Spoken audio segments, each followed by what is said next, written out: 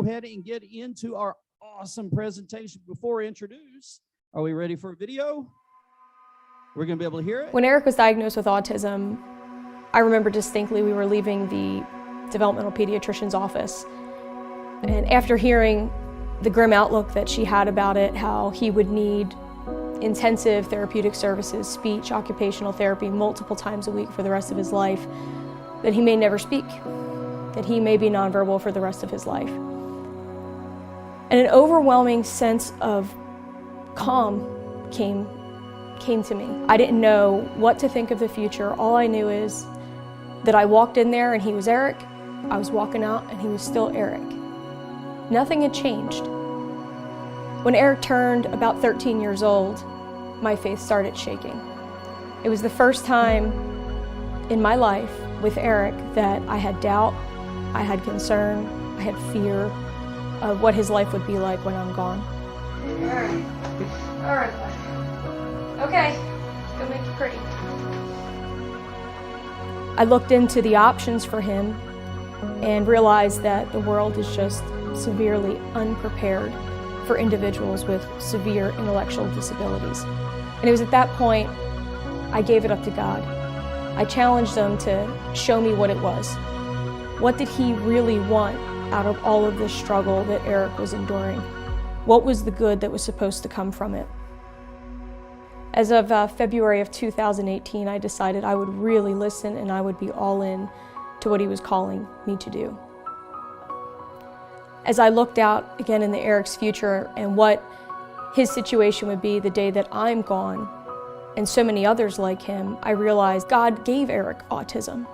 He gave it to him because he knew that deep down there was something that was supposed to come of it, and he put me in a position and connected me with so many wonderful people in the community that I knew without a doubt that we could make things better for them. We build beautiful places, but yet we have seemed to have forgotten about the 1%. Where will they go when they're older? Where will they live? Who will support them? We seem to forget them when we're creating our communities. And that's where I feel God has called me to push the envelope forward with developing communities, neighborhoods that are accommodating to these individuals. It's hard to believe right now that the options for these kids are so limited to the point where they could stay with a caregiver until that caregiver passes away and then be forced into a housing situation that they're completely unprepared for. And that's where I realized there was a need. There is no place right now that will offer housing and supports and community involvement for all ends of the spectrum. At least nothing that would be affordable. And in my heart, I know that now is the time we have to make a change. We have to do something to help this percentage of the population. If you know somebody who has been impacted by autism, or you yourself have been impacted by autism, please join me on this journey. Change is possible. We can create a world for them where they can live in peace and happiness and stay involved in their community. They do not have to be disconnected. It can be different. It can be affordable. Please join me, visit the website, see what's going on, and just sign up. Sign up, get involved, and help me make a difference.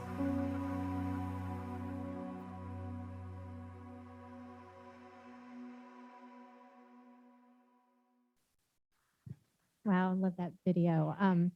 So I just want to say a few words, y'all, that gave a really good overview. Just a little bit about Sonia, who I've known for several years now. By day, Sonia Bersani is a local mortgage loan professional with nearly 20 years in the business. By night, she's an entrepreneur dreaming up ways to create opportunities for individuals profoundly impacted by autism. And in all of the little pockets of time she creates in between, she is a mom. Sonia has two beautiful boys, Eric and Jack. Her eldest, Eric, is on the spectrum, having been diagnosed with autism early in life. The 18 years Sonia has been a mom have made her somewhat of an expert in what it's like being a parent to a child with autism. and she's become acutely aware of the lack of resources for adults with intellectual disabilities. Feeling called to be an instigator of change, Sonia has been working tirelessly to create and build a self-sustaining community here in the Woodlands for adults with autism and intellectual disabilities. It's known as the Neighbor Bridge. Please help me welcome Sonia Bersani.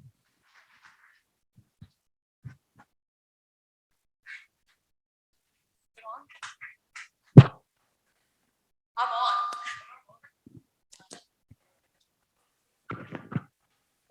All right, we're going to echo.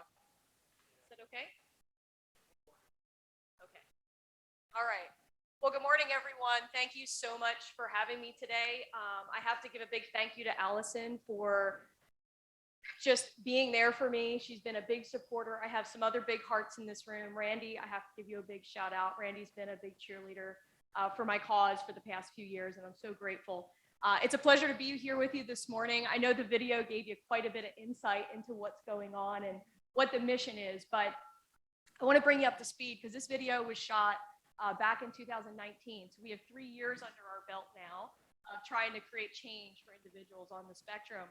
I am curious, just by a show of hands, how many people in this room know somebody with autism and or an intellectual disability? I want you all to look around at each other. Okay? All those people you know are going to become adults. Many of them will need help for the rest of their lives. Right now, there's about 7.5 million individuals in the country with intellectual disability who will need residential supports when they're older. Right now, only 1.3 million of them get any assistance from the federal government. The rest of them are on the backs of the parents, their siblings, to take care of them. And, you know, I think God, he knows what he's doing, right? He always has a plan. He has reasons for what he does.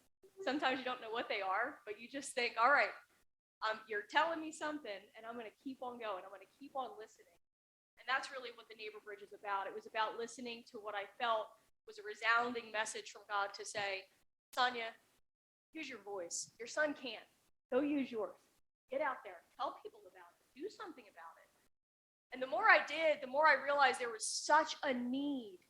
It was overwhelming. I mean, I was telling Allison here a minute ago, every time I get out and talk about the project, so many people are interested, and I get stories that are heartbreaking of parents who don't know what they're going to do.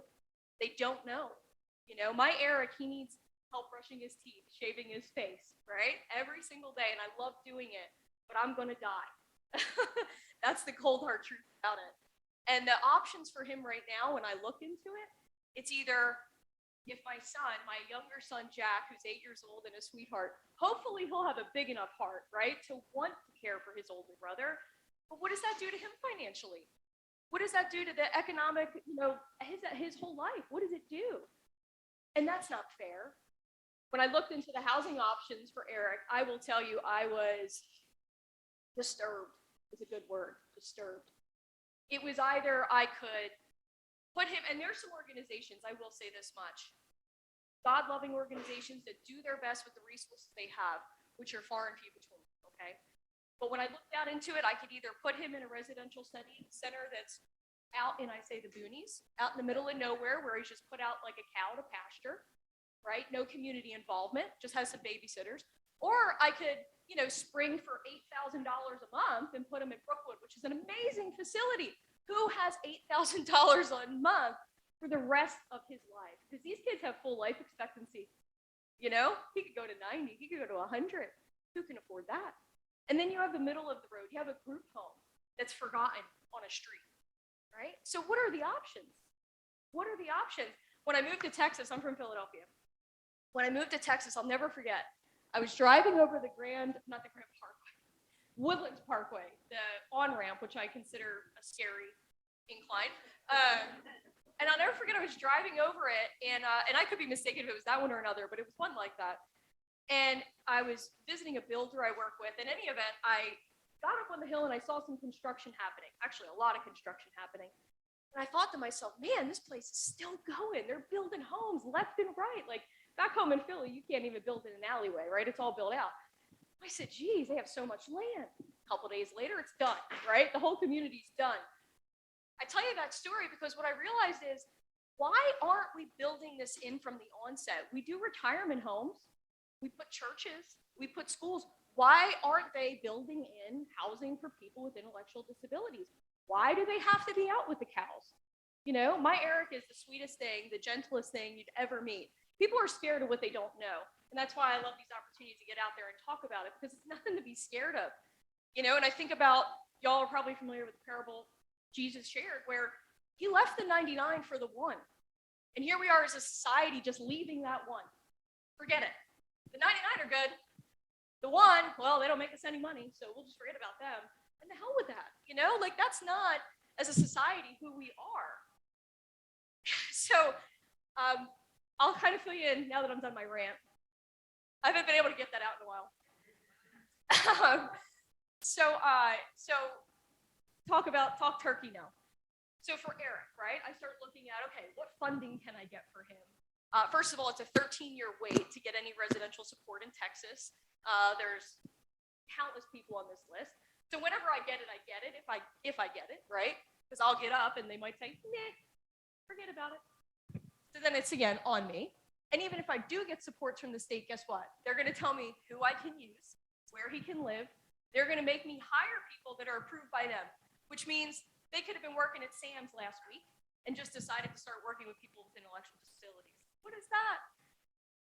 It's not worth anything, right? It's not. I don't count on it. I don't expect any handouts from the government at this point. So my whole idea with the Neighbor Bridge is this. It's a nonprofit with a mission to develop housing that's integrated into the community in small pockets, ways that could be placed just like retirement facilities that are easy to plug in. It doesn't have to be a big project or a big compound or out in the middle of nowhere. Get them into community. And with that, financially support them. You know, I think businesses can do so much more for their communities. They should be giving back more. I myself included, I've been in the business the mortgage company, lender 20 years. And I said to myself, you know what? I am tired of making money for banks. To hell with this, I'll start my own, right? So I started my own mortgage company. And the idea is to create a company as a parent and other parents in the mission with me. We're setting out to create businesses that actually financially support the nonprofit's mission. So businesses that give back to the nonprofit. Another company that I started is called Special Deliveries. It's basically an ice cream truck. It also does food. But that gives the individuals that will live in the community the opportunity to work. Because these guys can't get jobs, but they can do things. People think they're just useless. They can work. So Special Deliveries, that's going to be a franchise company. We have our first truck out in the Woodlands now. And the kids work it. We have a program set up where they know how to pick the right ice cream. They know how to push the right button. They know how to hand it over to the client. And, you know, that's what it is. It's small little steps, but they do it. And they love it. They thrive. Again, an opportunity to financially support the nonprofit. These kids on current dollar today, my son will cost on average $225,000 to $250,000 a year to support. Who has that? Will I even be able to earn? How would I earn over 90 years of his life? How can I earn in my short life enough money? Again, I only bring these up because these are such deep-rooted issues. It's like, how is this not being addressed? How is this not being addressed? I don't get it. So, fast forward a little bit more. I said, the hell with it. I'll buy land. I'll just start. And I'm going to do it right in the heart of the Woodlands because the Woodlands told me no.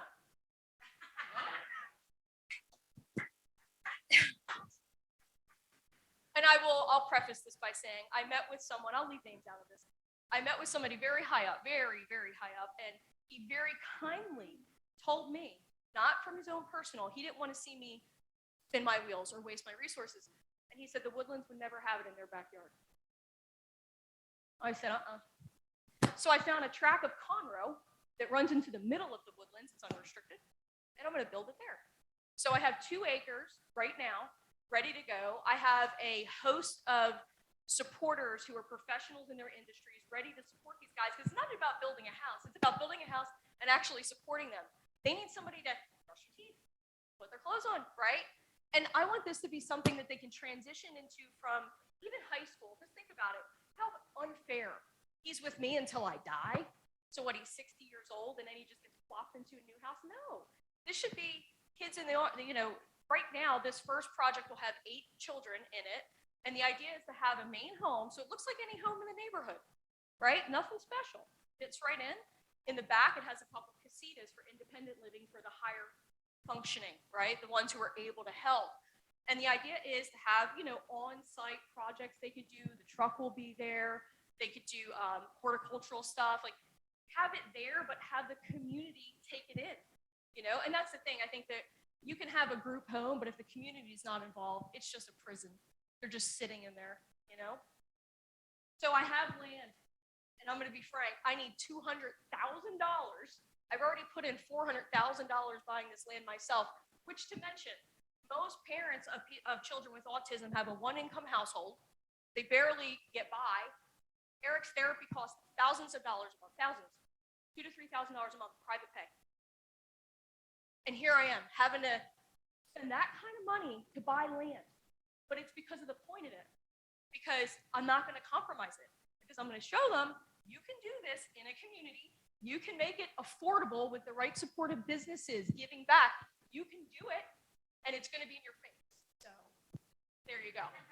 Now make some more, right? Because if we were doing this at the onset of design, I think about it working with my builders, right? With developers, when they're building out their communities, I wouldn't have had to dump $400,000 on a 2-acre parcel, right? They could have put that right in from the beginning, made it much more affordable.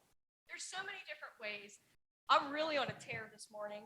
That video really gets me emotional. And, I don't talk too much about this in large settings because it is very, very, very emotional to me. It's hard to think about if I just got hit by a truck tomorrow, where he'd be. I've seen the state facilities. That was a treat. The best one, they said, oh, this is the nice one. I walk in and it's cinder block walls. Start there. It's an unfortunate thing. And I want y'all to remember, show me the hands again. Who knows somebody? Okay. So right now, 1 in every near 30 boys being diagnosed with autism. 30% of them will have significant intellectual disabilities. It's not slowing down, it's speeding up. And nobody's doing anything about it. So here's my ask for today. 1, for your prayers, right? Pray for it. Pray there'll be change. Pray the right resources will come my way. We have a lot going on. So I will say that special deliveries is really the first step, in my opinion, for financial support on top of my mortgage company. So if you ever have an event and you want an ice cream truck, the boys will come out. They'll be there serving ice cream. They love doing it. So keep us in mind for that. We have a big fundraiser coming up in November. It's called the Backyard Throwdown. So it's a tournament of ladder golf, washers, yard pong, cornhole, and some food. And it's amazing. We're going to have it at North Shore. So if you want to sign up as a team and play in it, that money will help go towards the nonprofit's mission. Every year we do awareness events. I have a website, which, you want to put that up? It's theneighborbridge.com. I need to change it to an org. But everything's on there if you want more information about it. But we're on a mission, and it's people in the community. When I talk about it, it's like one person in the room can make the biggest difference. And if you feel that there's a way that you can help this mission further, please get in touch with me. Let me know. Let other parents know that there's hope, that there are people out there who are trying their best to make things change, and they have to be loud. They have to say what this problem is and get out there. I'm going to stop there. Does anybody have any questions? So the land we have right now, I am hopeful to get development started within a year. The land itself needs about $200,000 of dirt work. So right now the mission is to fundraise for the dirt work, get that situated, and then it'll just be a matter of permitting and getting the actual construction done. So hopefully, I would love in the next 5 years to have it done. Sooner if resources provide themselves. Yeah.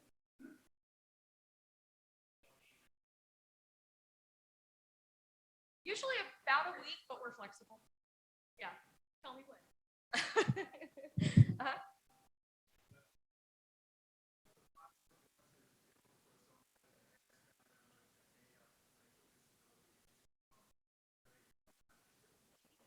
So the thing about it is I got a very good piece of advice from Yvonne Schutte. She's the developer of Brookwood.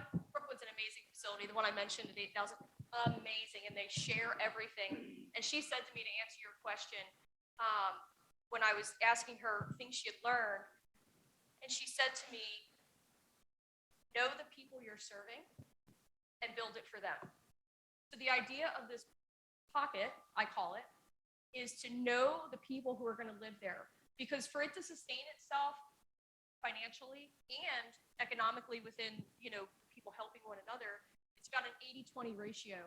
So what that means is we want to know who's going to live there before we even start the construction.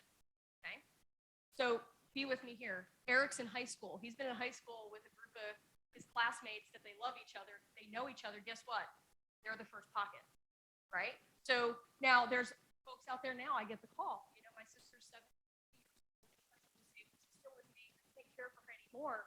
And that's where, again, it's those groups coming together to be able to understand what their need is and then making sure you have all those resources in place. So a family, it's really about just getting involved in a way, because we have to make sure that somebody in your family, how many people do we have? What's the profile of it? What's the level of it, right? Because my son at $250,000 a year of care, somebody not as disabled might only be $90,000 a year. So economically, but the expectation of the families that get involved in this project is real boots on the ground work. This won't be one of those, unfortunately, it couldn't be one of those, I have a family member, if you could just take them, that's great. No, because unfortunately, our group of people are not in a position to be able to do that because we need funding, we need money.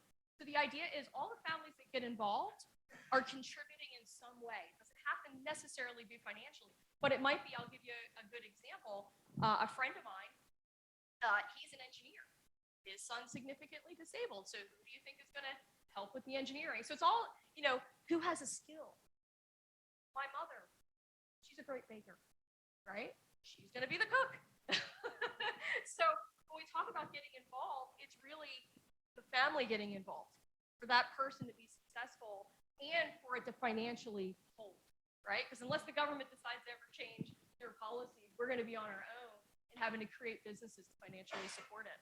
So no easy answer on that one, but that's what the reality is.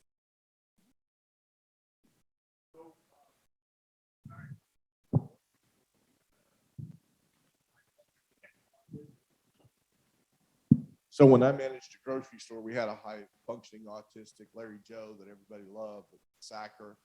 So have you considered, integrating into your plan, like businesses like McDonald's that could be completely staffed by autistic people, that people would support that? I think, they're incredible people and they're the most loving people you could ever meet. Right. I don't think society gives itself enough credit for how many good people there are, how many good opportunities there are, how many businesses there are, right? Because to your point, there are companies that want to get involved, but there's no clear path for them, right? They don't even know how. The kids at the school, they basically sign them up for groceries, right? Bagging groceries. These kids can do more. Here they are working a food truck. You know what I mean? There's tons of businesses, and that's where the supports that we have for the residential facility are also carrying over to vocational. So basically, it's a living, breathing, you're working. You're living there, you're working. Because work is purpose. And we all deserve that. We thrive on it. And that's what it's really all about. So for sure. Okay. You are very welcome. I have a cut on my leg. You what? I have a cut on my leg. Oh, no. Yeah, I know. What the heck? I'm so sorry. Do you need help? No, I had a cut on my leg. Clean up I on know. front row. Holy cow. I'm so sorry. I know. I knew that was going to happen. You're okay, though. We'll just watch it. We'll Thank make you sure. all so much, by the way, for everything, for having me. I really appreciate it. So thank you so much. Look, you did. Holy cow. Mercy. No. Are you have any left? You need an infusion? What? Yeah, I know, right? Wow. I'll be okay. Let me. I'll go So clean no, up. you're okay. Don't worry about it. So Anyway, no, hey, she's going to run away and get that taken care of. But we really appreciate Allison coming in and helping us and getting us to understand what it is that she does. If you have any more questions, please reach out to her afterwards. If this is something that touches your heart and touches your life, look, she told you what the need is right now. The need is for some dirt work. Now, does that mean that it can be just money, $200,000, or does somebody know somebody who might be able to do a little bit of excavation, a little bit of land grading, and a little bit of clearing? Take some of that money off of there and take care of business. Thank you so much.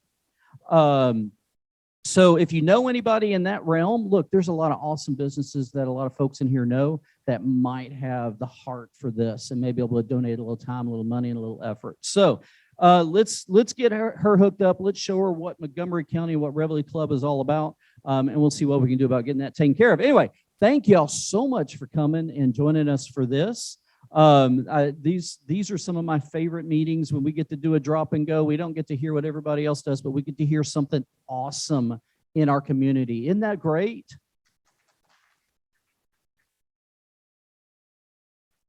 You know, I said it last time, I'll say it again. There's so many ugly things that you can see out in the community and out in the world, and just on the news, on the TV, whatever it is. If you read a newspaper, why, I don't know.